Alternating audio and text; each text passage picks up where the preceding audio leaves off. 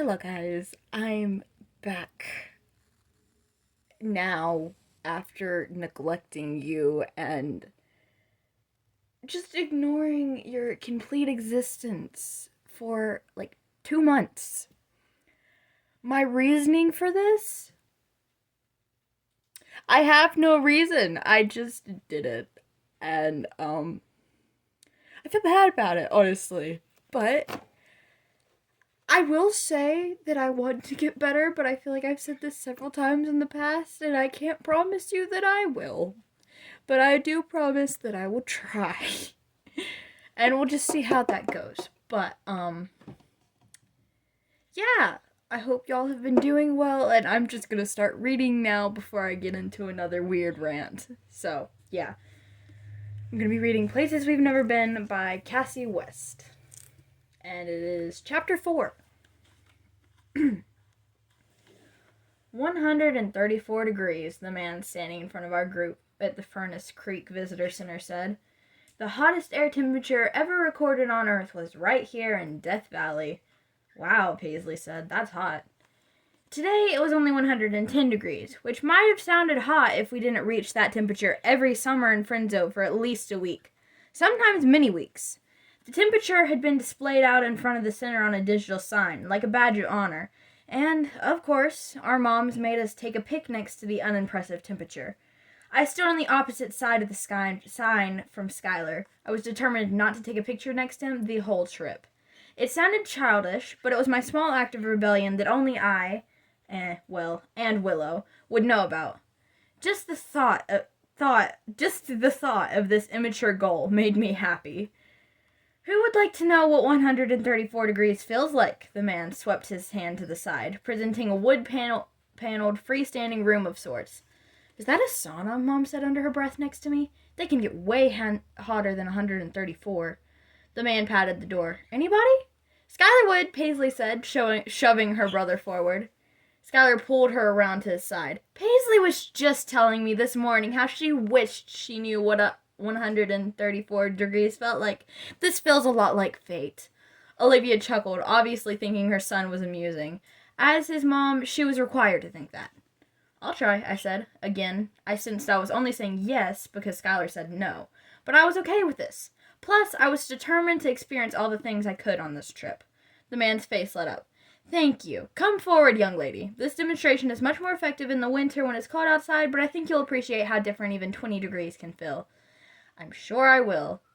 Can 2 people go in? Paisley asked. Yes, would you like to go? He said. No, but my brother really would like to try. He's just embarrassed. Paisley, turn off sister mode, Skylar said. Both Austin and Paisley were now pushing Skylar forward, as if this was sibling payback for some previous wrongdoing. Or maybe this was just the two of him teasing him about me. Austin was the one Skylar had told about my supposed crush. This all happened so fast before I had a chance to change my mind. This all happened so fast that before I had a chance to change my mind, we were both ushered through the opening in a small space, the door shutting behind us. My breath immediately left my lungs as the heat radiated off the wood all around me. There was no stream in the air like I had seen in movies. It was just dry. So very dry. What was that about? I asked, sitting on the bench that ran the length of one side, just barely big enough for 2 people. I really wanted him to refute the internal dialogue I'd had moments before and confirm that it had nothing to do with me. What? Skylar asked, and rather than sit beside me, he remained standing. Still, our knees were millimeters from touching. Did you trick Paisley and Austin into doing this one of your chores or something? This feels like payback. Oh yeah, they're always ganging up on me. It's their favorite. It does seem like a fun pastime. Thanks. No problem. I tucked my hands beneath my thighs on the bench. I was going to drop my suspicions about Paisley and Austin's motives. I refused to be embarrassed about something that wasn't true. I think this was really built for one person. Me too. A line of sweat trickled from his temple. How long did he say we were supposed to stay in here? I don't think he did. How long do you think you could stay in here for if you had to? An hour? You want to stay in here for an hour? He asked, his eyes widening. Don't be stupid. I said if you had to. Always turning everything into a game. Well, yeah. A smile played on his lips and he said, 10 minutes. Beads of salty moisture gathered on my upper lip. Wimp. How long do you think you could stay in here, if you had to? I let the heat settle on my shoulders as I thought about the question. With or without water? Without. By myself? Just like we are now. 5 minutes, I say, my smirk matching his. I say back, my smirk matching his. Nice. But no, I think I could go 2 hours, no water. He nodded over his shoulder. Shall I inform the man?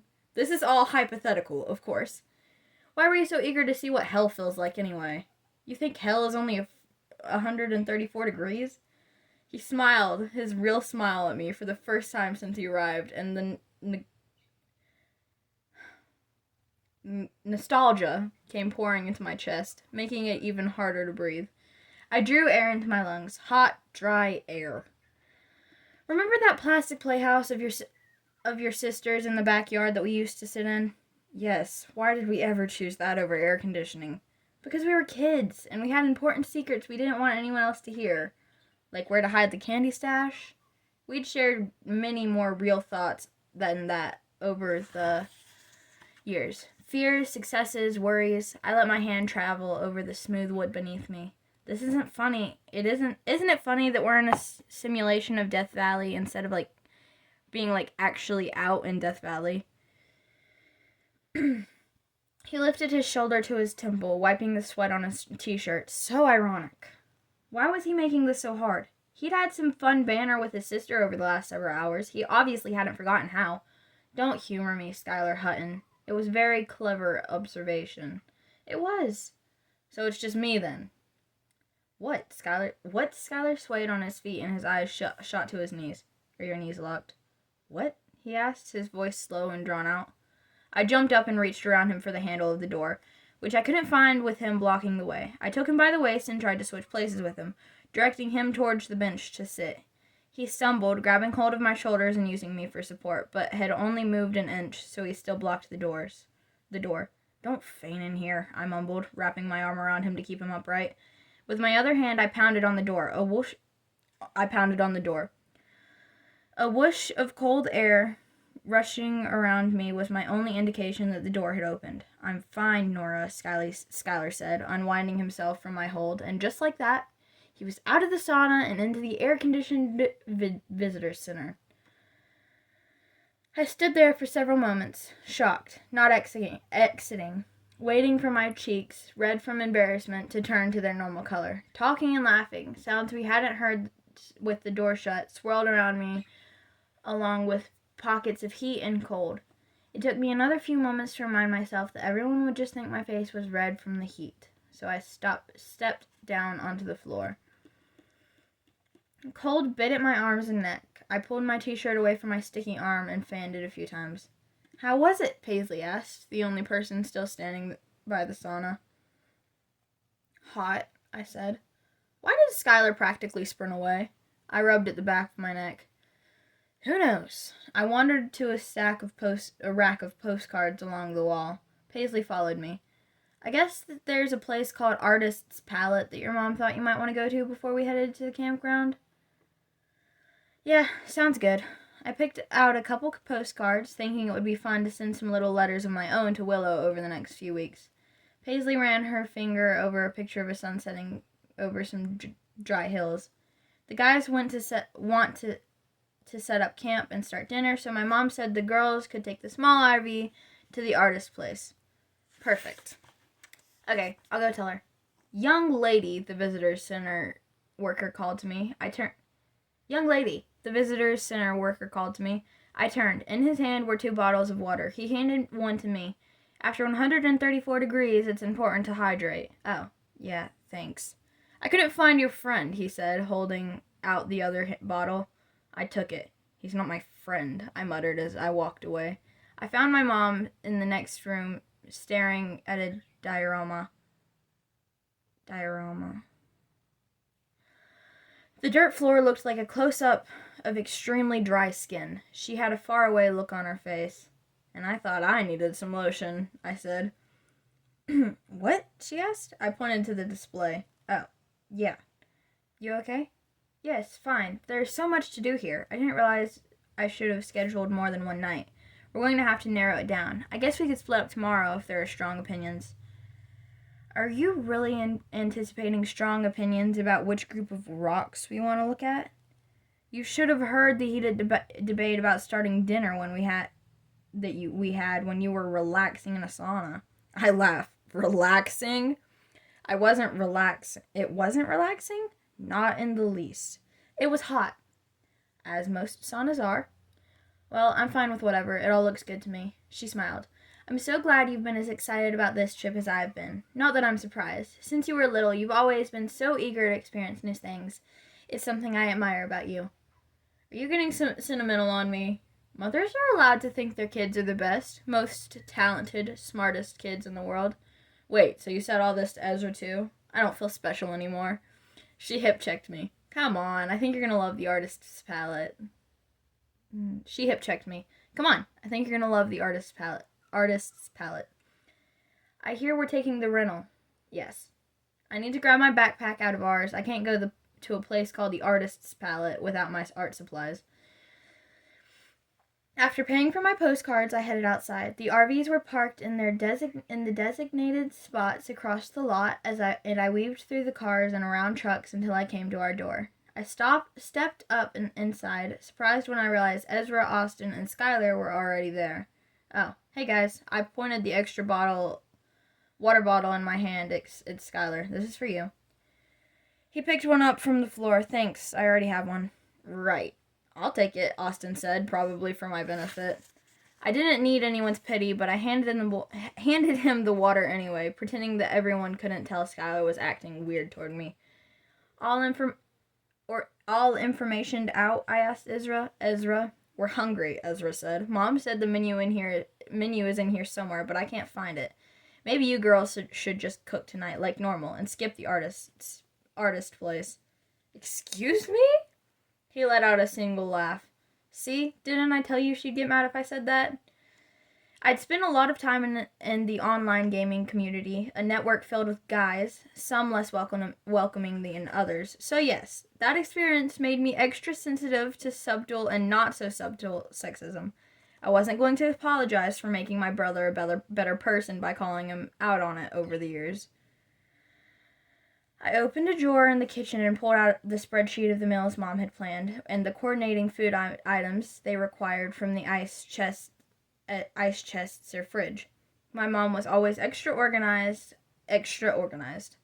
I rolled it into a tube and hit Ezra on the shoulder with it a few times. He held up his hands. I'm sorry. Girl power. I know you suck at cooking.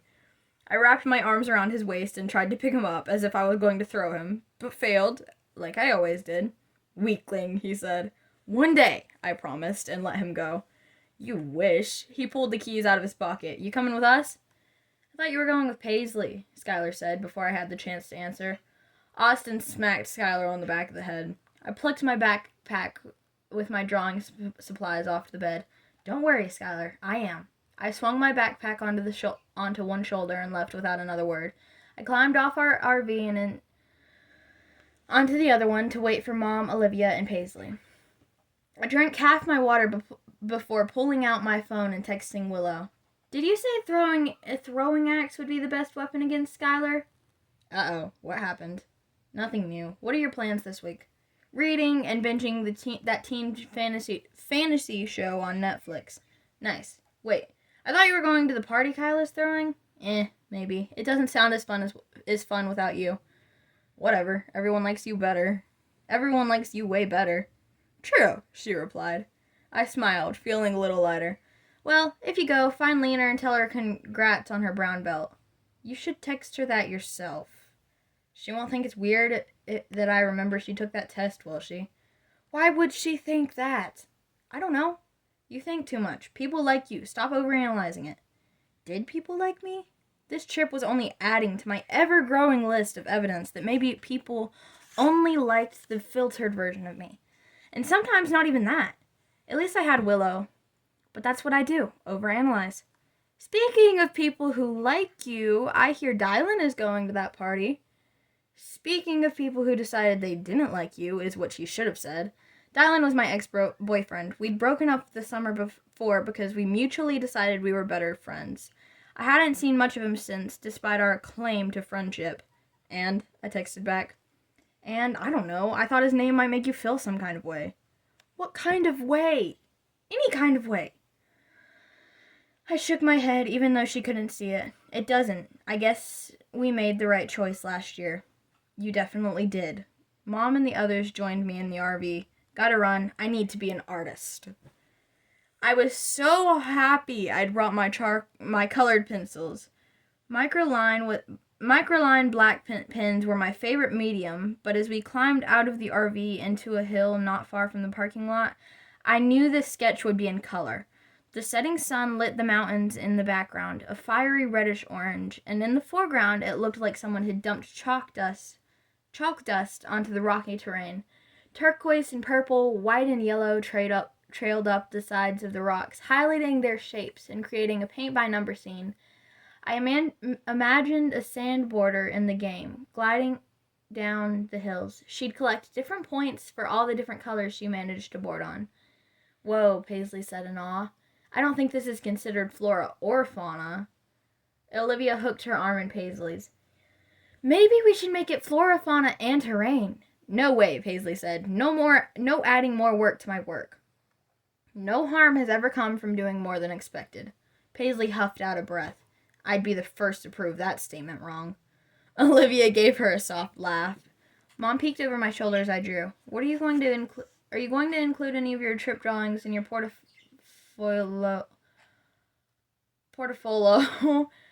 to show the Dean of Admissions? What was her name again? Dean Collins, Liesel. How should I address her, you think? Dean Collins, Liesel. How should I address her, you think? Dean Collins is good. Oh, it's not Liesel. Oh. Dean Collins, Leslie. How should I address her, you think? Yeah, I think that's how you say her name. I'm sorry.